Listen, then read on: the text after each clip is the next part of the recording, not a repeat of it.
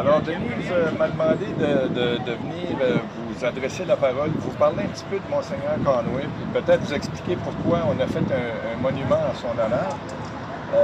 Je devrais peut-être vous dire aussi pourquoi ça a pris tellement de temps avant qu'on fasse un monument en son honneur. Ben, c'est parce que le temps passe et on semble oublier des choses, mais lorsqu'on a décidé à un moment donné, je devrais parler de Rino Morin-Rossignol. Il a écrit un article dans l'Acadie Nouvelle il y a peut-être 2-3 ans passés, puis il ne comprenait pas qu'on n'avait pas encore pensé à diriger un monument pour ce monsieur-là.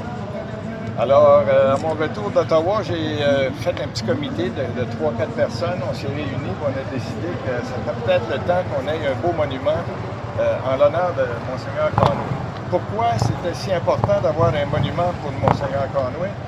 C'est que dans la première moitié du 20e siècle, Monseigneur Conway a changé beaucoup l'image de la ville d'Edmundston. Alors, en plus de son travail en tant que religieux, Monseigneur Conway était quelqu'un qui avait aussi une vision des choses, qui fait en sorte que ce qu'il a réussi à créer dans la ville d'Edmundston, c'était un changement assez important. Ça faisait partie, si vous voulez, un peu de l'évolution de la ville. On parle des années 20, des années 30, des années 40. Brièvement, Monseigneur Conway, lui, il est né à Saint-Jean-Nouveau-Brunswick. À l'âge de 11 ans, il est devenu orphelin. Alors, son père avait aussi 5 autres enfants. Alors, il les a tous amenés à l'Hôtel-Dieu de Saint-Basile, à l'orphelinat. Il y avait une petite orphelinat à ce moment-là qui était dirigée par les religieuses hospitalières. Il a laissé ses enfants-là parce que dans ce temps-là, un père de famille devait travailler puis il n'y avait pas d'épouse à la maison. Alors, les enfants ont été placés en orphelinat. Après quelques années, M. Conway, le père, s'est remarié et est revenu à Saint-Basile pour chercher ses enfants. Mais William, lui, avait trouvé que c'était bien ici. Puis le Monseigneur Dugal et Sœur Mayel l'avaient pris sous sa tutelle. Donc, il a décidé qu'il restait ici. Et croyez-le ou non, il a fait des études à un séminaire qu'il y avait à Van Buren, l'autre bord de Saint-Léonard. Alors, il a fait 6 ou 7 années là. Ensuite, il est allé au séminaire de Québec. Il a fait de l'enseignement pendant 2 ans, puis là, ils l'ont nommé curé ici à Edmundston. Puis là, on est au début du 20e siècle, en 1907-1908. Alors, Monseigneur Conway, lui, a fait son travail, évidemment, de prêtre. Et puis, si vous faites le tour de la statue, vous allez voir un peu les bâtisses dont il a été responsable. La première a été la paroisse de Saint-Joseph. Alors, il a fondé la paroisse de Saint-Joseph, ils ont construit une église, ils ont construit un presbytère. Et évidemment, il n'a pas resté là parce que là, l'évêque de Chatham, il l'a nommé parce qu'il n'y avait pas de diocèse à Edmundston avant 1944. Alors, l'évêque de Chatham l'a nommé ici à la paroisse Immaculée Conception et on l'a nommé curé de la paroisse en 1911-1912 à peu près. Alors c'est là que Monseigneur Conway a commencé son travail. La cathédrale n'a pas été construite immédiatement, mais les travaux ont commencé autour de 1923-1924. Monseigneur Conway avait une vision assez osée dans le sens que des petits projets, ça ne l'intéressait pas beaucoup. Donc, vous avez vu le résultat, là? Ils ont commencé en 1924-28, ça avait été fini en 1944. Le presbytère, lui, a été construit en 1945. Ça, c'était le côté religieux de Monseigneur Conway. Il aimait le beau, il a fait quelque chose de beau. C'était un monsieur qui avait des contacts un peu partout. Alors, dans les carrières de Boston, là, vous allez trouver, quand vous allez visiter la cathédrale, il y a du marbre, il y a du granit qui vient d'un peu partout, différentes carrières au pays. Il y en a même d'Europe qui est venu. Monseigneur Conway voulait des belles choses. Mais c'était pas juste ça, c'est qu'il y avait aussi l'éducation à cœur. Et c'est pour ça qu'en 1928, malheureusement, on l'a vu, il a construit l'Académie Monseigneur Conway. Les religieuses qui faisaient l'enseignement à l'Académie, c'était les filles de la sagesse. Monseigneur Conway, lui, si je peux parler d'éducation, parce que je ne veux pas vous garder trop longtemps, il croyait beaucoup là-dedans.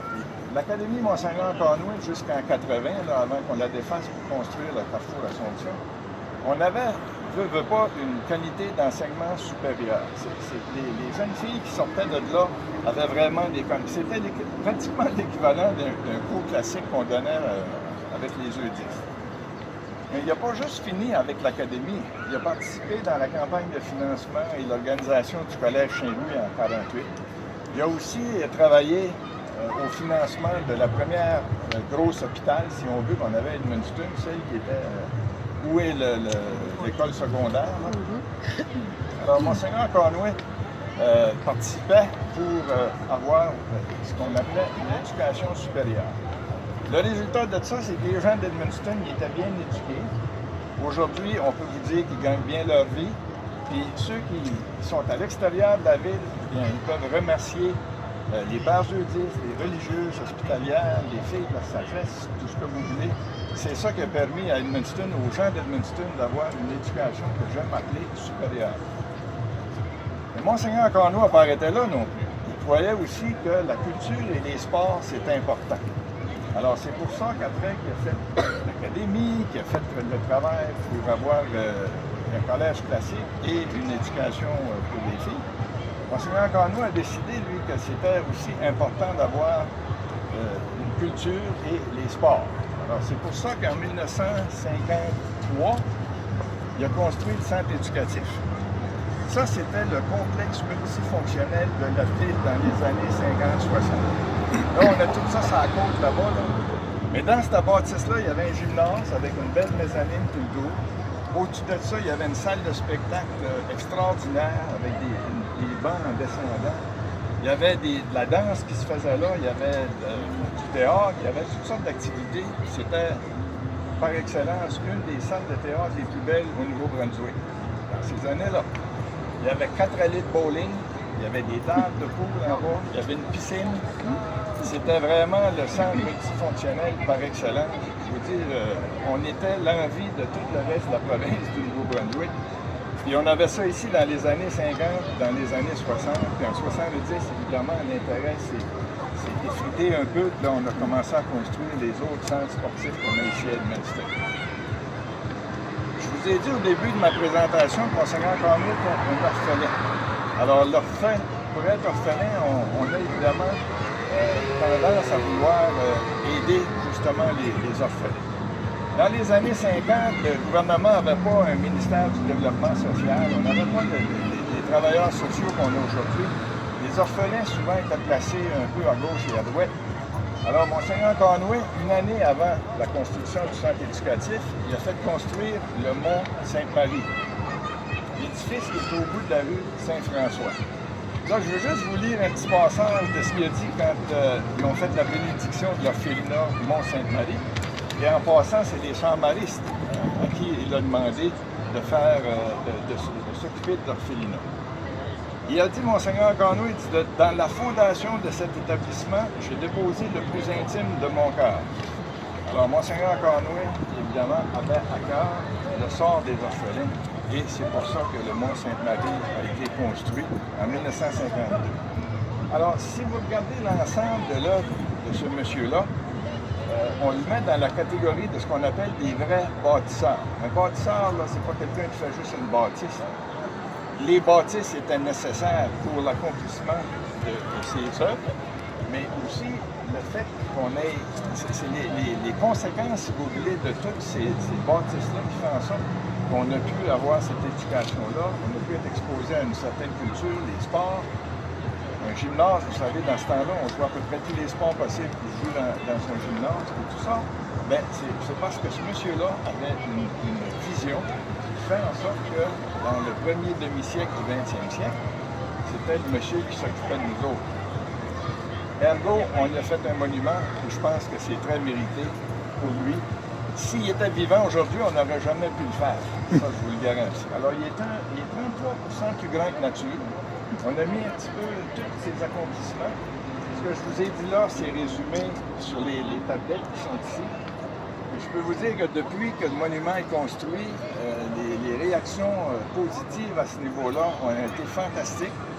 Quand on a commencé la campagne de financement, on pensait d'aller recueillir à peu près 20 000 $, puis on pensait d'y construire un peu, pour parler de l'église. On a ramassé 165 000 $, et on a pu construire le monument et l'emplacement ici. Là, j'ose croire que dans quelques années, la paroisse va arranger le tour. parce que ça fait partie du décor, mais ça sert à rien. Mais et tout ça, ben, ça a été fait par un groupe de bénévoles. Et puis, on en est bien fiers, je vous l'avoue. Monseigneur Cornouille, vous allez le retrouver dans la crypte lorsque vous allez visiter la cathédrale dans quelques instants.